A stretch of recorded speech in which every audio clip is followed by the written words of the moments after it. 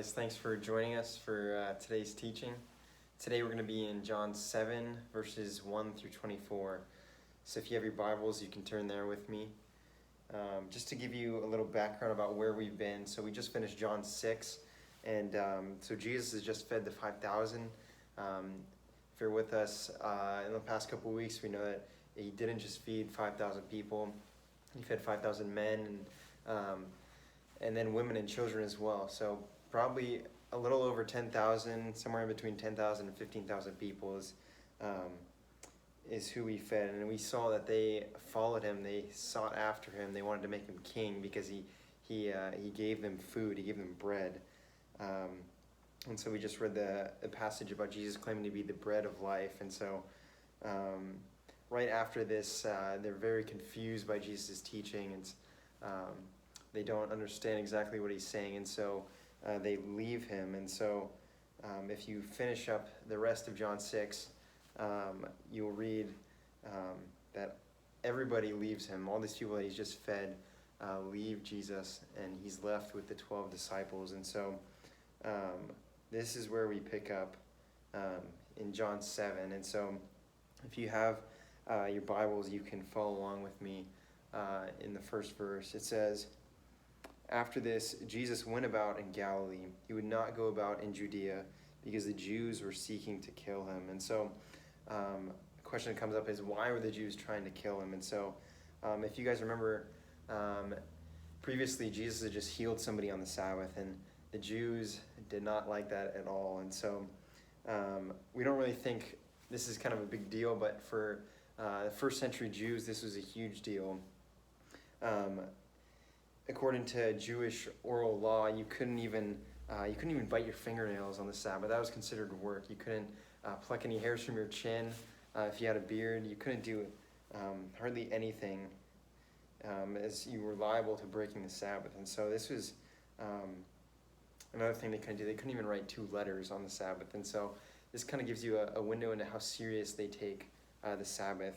And so Jesus healing this person it just infuriates them and makes them so mad. And so this is why the Jews are trying to kill Jesus, is because he does this on the Sabbath. And so kind of towards the end of the passage, we're going to see Jesus bring this into question, and so we'll get there soon. But if you keep reading with me, it says, "Now the Jews' feast of booths was at hand." And so another word for this is the Feast of Tabernacles. And so what in the world is that? And so this feast was one of the most popular feasts that the Jews celebrated, and it was a few months after Passover. And so the feast, they would celebrate this thing for a week long. It would be a week-long celebration. And so this feast helped them to do 3 things.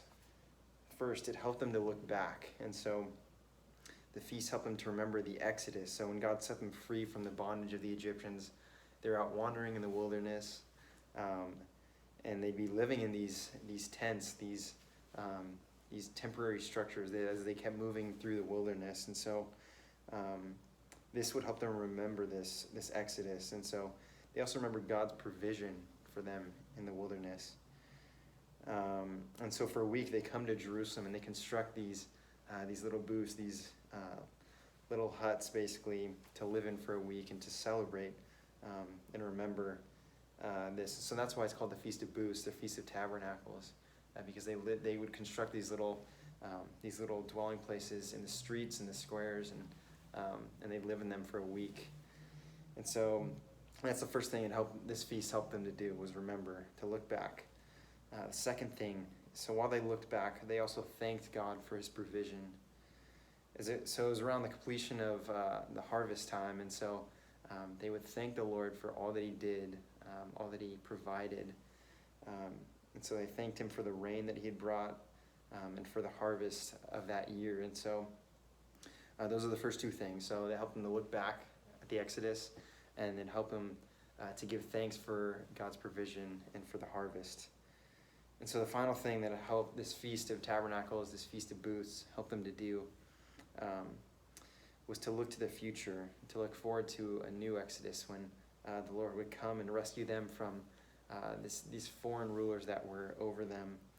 And they also looked forward to more rain. And so there's this passage in the Old Testament that talks about if you go to this feast, that the Lord will give you rain. And so this is why this is one of the most popular feasts, because if they went to this, the Lord would give them rain for the next harvest time, for the next year. It's the Lord that gives the water, and so this is why they go to this feast. And so if you continue reading with me, it says, "So his brothers said to him," this is Jesus, "Leave here and go to Judea, that your disciples also may see the works that you are doing. For no one works in secret if he seeks to be known openly. If you do these things, show yourself to the world." For not even his brothers believed in him. Jesus said to them, "My time is not yet come, but your time is always here. The world cannot hate you, but it hates me because I testify about it, that its works are evil." And so here we see the brothers of Jesus. They come up with this plan. In John 6, he loses all these thousands of people that were following him because his teaching was too difficult for them to understand. And so his brothers come up with this great idea. They say, "Hey, Jesus, why don't you go to this feast? You can get all these followers back that you just lost. It'll be great. You just show them who you are and do it all over again. And you get all these thousands of people back following you." And so they're basically saying you can have a huge following once again if you just go to this feast and reveal yourself to people. And so we see Jesus' response. He says, "No, that's not what I'm going to do."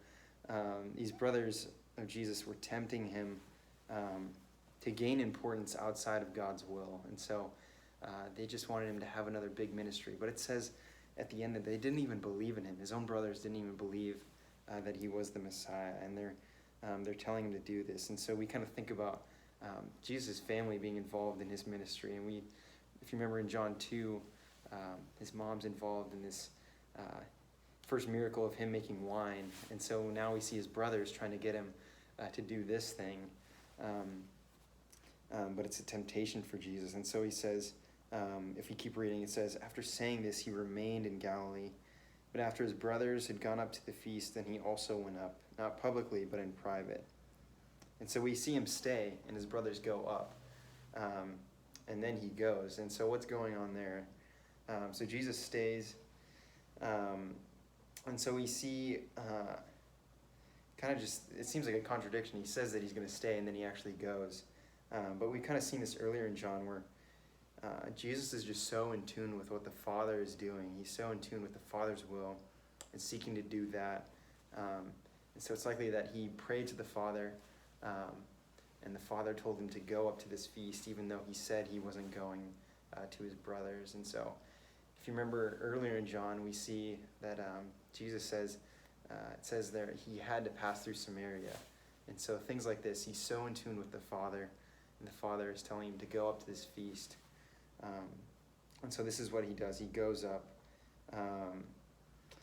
And so the Father tells him to do this, and it's just amazing to kind of think about it. He's so in sync with the Father that every decision he makes is in line with what he wants him to do. But I just wonder for us, what would that look like if we just had one day where every decision we made was what the Father wanted us to do, just how different our lives would be, and if we're seeking that. And so if we keep reading, it says, "The Jews were looking for him at the feast and saying, 'Where is he?' There was much muttering about him among the people. While some said, 'He is a good man,' others said, 'No, he is leading the people astray.' Yet for fear of the Jews, no one spoke openly of him." So here we see just more division and debate about who Jesus is. And so they're debating among themselves. They're saying all these different things about who he is. And so this is kind of something that we will continue to see, that we have already seen in the book of John.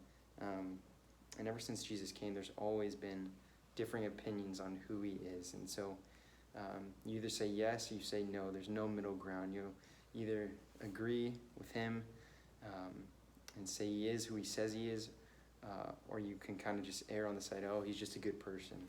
And so these people are doing that here in John as well.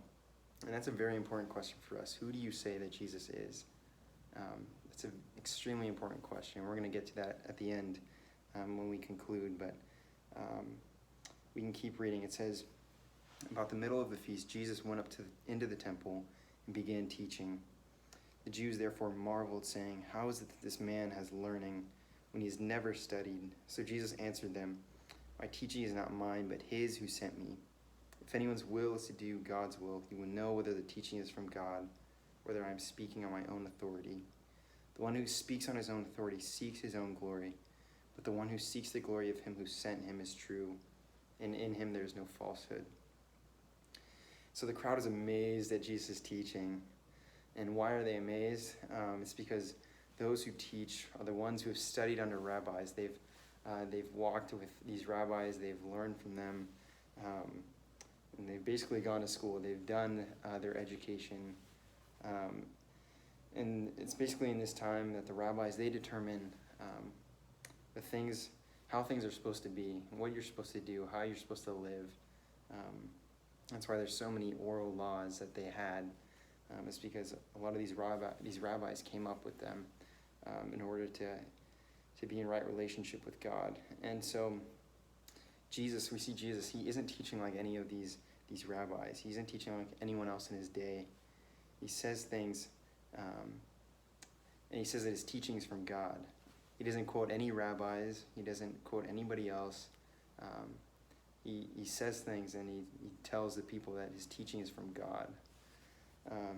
And so one of my professors, he was kind of talking about this passage and just saying, this would be like somebody, so for example, I go to Biola. If somebody would just go in the middle of the college campus and just start teaching in the middle, and people would ask this person, what are you saying? Like, where do you get this from? And this person has no college degree, no education. They're just saying these things, and they're saying that they get them from God. And so it doesn't quite do it justice, but there's just a kind of a brief example for you to think about that just somebody with, according to them, no education. And this is why they're marveling, because everybody who teaches has education in this time. But Jesus' teaching is somebody who has this education, even though he's never studied under a rabbi or anything like that. And so this is why the crowd is marveling. And Jesus says he's sent by the Father, and he teaches what the Father tells him to teach. He teaches not on his own authority, but the authority of the Father and for his glory. And so he says, you should listen to me because God sent me. And so there's a lot in this passage, but what does that mean for us? I think the first thing is there's always been division about who Jesus is. You probably encounter that quite a bit at school and just different areas of your life. These people that they have differing opinions on who Jesus is. And so for you, I want you to think about, who do you say that Jesus is? Is he who he says he is, or is he just another good person to you? And you have to decide. There's no middle ground for that. You're either on one side or the other. So be thinking about that. Another thing, I mentioned this earlier, but what would happen if you were seeking to do the Father's will in your life, the Lord's will, seeking to bring him glory with each decision that you made? What would that look like for you? Be seeking after the Lord and what he wants you to do. Jesus seeks to do the will of the Father. He seeks to bring his Father glory. Do we seek to bring the Lord glory in our lives through little decisions and small decisions as well? Are we seeking to bring him glory in whatever we do? It says in Corinthians, in word or deed, whatever you do, do all things to the glory of God. And so, are you seeking to bring him glory? And finally, just as Jesus is sent by the Father, so are we sent into this world by Jesus to be his ambassadors, to be his ministers of reconciliation in this broken world. And so as you're at your homes, doing school and different things, would you just be thinking about how you can just be an ambassador in your home, how you can be a light where you are, where God has you right now? Me and Adam, we are praying for you guys. We're thinking about you. We pray that you're doing well. And if you're not, we really we just encourage you guys to reach out to us and shoot us a text or call us. But yeah, we love you guys, and I hope this was encouraging to you. But yeah, we'll see you on Wednesday in our Zoom meeting. Have a good one.